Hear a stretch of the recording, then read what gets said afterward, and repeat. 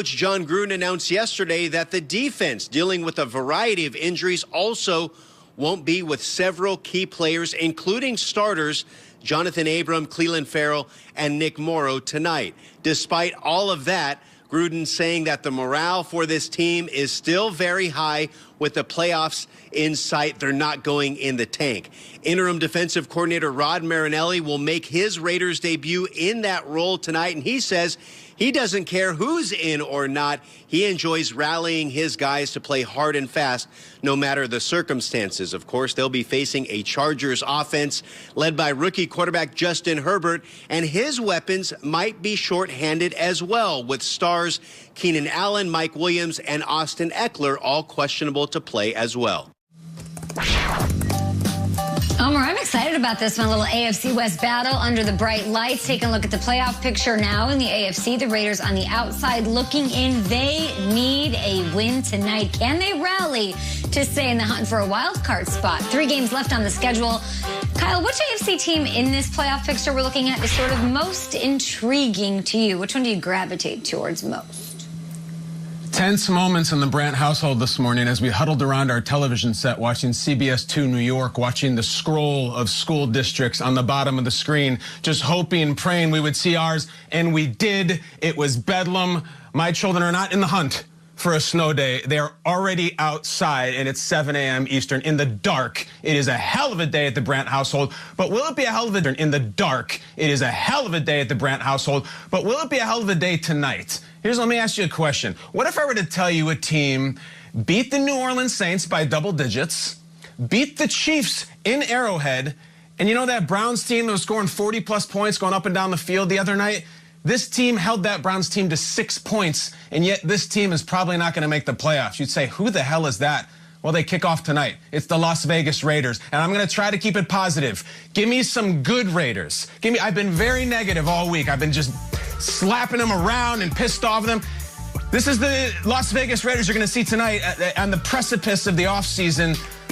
Just bombs away on the world champs in their house. They've got it.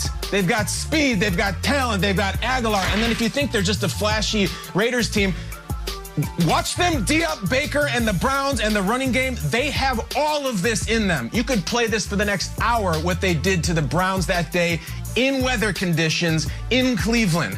What do we take away from this? Why are they so intriguing? Because if they have that kind of knockout power where they can beat the Chiefs and they can beat the Saints, but they get housed by about 80 points by the Falcons, I don't know what the problem is. That tells me they got something in their head, maybe in their hearts, or maybe they don't have something. I know this, that the calling card of a John Gruden team is supposed to be toughness. Allegedly. We better see it tonight because we've seen it in flashes. Flashes are not enough. You can talk the whole offseason that you beat the Chiefs. The Chiefs will be in the Super Bowl. You don't even go to the wild card. Now that's intriguing. I hear you on that, KB. This morning, I decided to rock a Seattle Supersonic shirt. The NBA has started, and I want to show some love to my city. And, of course, you guys know I'm a big fan of Gary Payton and Sean Kemp, mainly because when they were on the fast break, they were the most dangerous combo in all of the NBA. When they got moving, when they were moving forward on the fast break, I don't feel like anybody could stop them. I feel like it's the same thing for Lamar Jackson. When he gets moving, when that dude decides, I'm going to keep it, I'm going to take it, he's unstoppable. Now, for most of the year, I feel like it was like watching the Avengers last 2 movies and waiting for the Incredible Hulk to transform. It's like, bro, where are you at? There's a fight going on. Do it. Are you here? What do I need to do to get you mad? I need you to turn into Hulk right now. Lamar Jackson did that. He was making plays with his legs and, of course, throwing into Marquise Brown. But there's some things they have to deal with. Once again, they're dealing with adversity. There's a few guys that are on the COVID list. And we don't know. It's still up in the air if they're going to play or not. Marquise Brown, one of those guys that's on the COVID list as of right now. And I've been reading jokes online. They're saying he can't catch a football, but he can catch COVID. I'm not going to go that deep into it. What I do know is right now, these guys are making plays at the right time. In their schedule, they have the Jags, the Giants, and the Bengals remaining on the schedule. So if you're talking about what's going to happen moving forward, it seems like the Ravens are in perfect position to finish out the season 11-5 and with great momentum going into the playoffs. I like it. It's getting me pumped. I love that robot over your shoulder, Nate, because it has been robotic for me to when I see Patriots, Dolphins.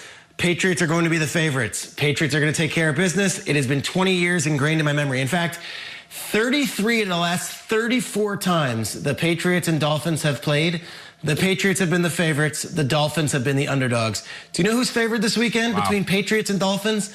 The Miami Dolphins. And you know who could put a final nail in the coffin of the 2020 Patriots season this weekend?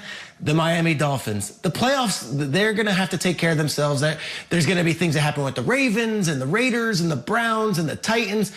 The Dolphins can only worry about what they have to worry about. And they can be the team to finally put the stake in the Patriots this weekend.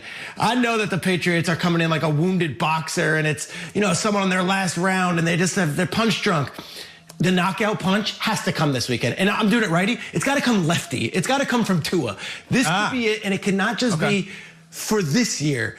If the Dolphins can beat the Patriots and knock them out, it could be the death knell for the Belichick era. It's hard to get back up with the Bills and the Titans ascending. This could be it. But guess what? There are ghosts. There are ghosts in that room, and there are ghosts that are haunting it. The Patriots are still the defending champions in that division. They still beat the Dolphins in week 1, and they would love nothing more than to finish this season with throwing a wrench in that Dolphins dream miracle year with Tua under center. They're not dead yet. They're not eliminated yet. And they certainly don't want to give this game to Miami. I find the Dolphins fascinating because they could do it. They really can. Just go out and win. And yet, a piece of me wonders if they really are going to be able to. Patriots, Dolphins, let's see what we got. Miami, rookie quarterback, go and get it done. Go and kill the Patriots once and for all. All intriguing teams. I was looking at the AFC playoff picture this morning and preparing for this show, and people hate change. I was thinking about how there are so many complaints about the change to the playoff rules, complaining about the extra playoff spot because it might water things down. We were hearing a lot of that. We're going to let a team that doesn't deserve to be in a team that isn't that caliber. Is anybody going to be upset getting to watch the Ravens and the Cardinals on Wild Card Weekend? Absolutely not. Two of the most exciting teams in the NFL right now. Just pointing that out. That extra wild card spot's going to give us something really, really nice. I'm sorry, what was that? We're going to Tom Pelissero, I believe. He's on our program this morning. He's here getting us set for Thursday night action, which is just hours away from now on NFL Network, on Fox, and streaming on Prime Video. Tom, good morning to you.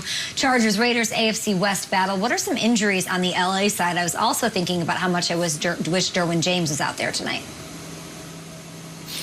Okay, the Chargers are banged up at the skill positions, but they should have one of their stars tonight. I am told the running back Austin Eckler, who's been dealing with a quadriceps injury, is expected to play tonight against the Raiders. Now, there's a more clouded situation with two of their other stars, wide receivers Keenan Allen and Mike Williams. I'm told both are true game-time decisions. They were sore coming out of the game on Sunday, and the short week is not helping them, okay? Appreciate the update there. I do want to bring up, since it is Throwback Thursday, I've got antlers behind me, clearly that my, cleverly placed by my 4-year-old niece.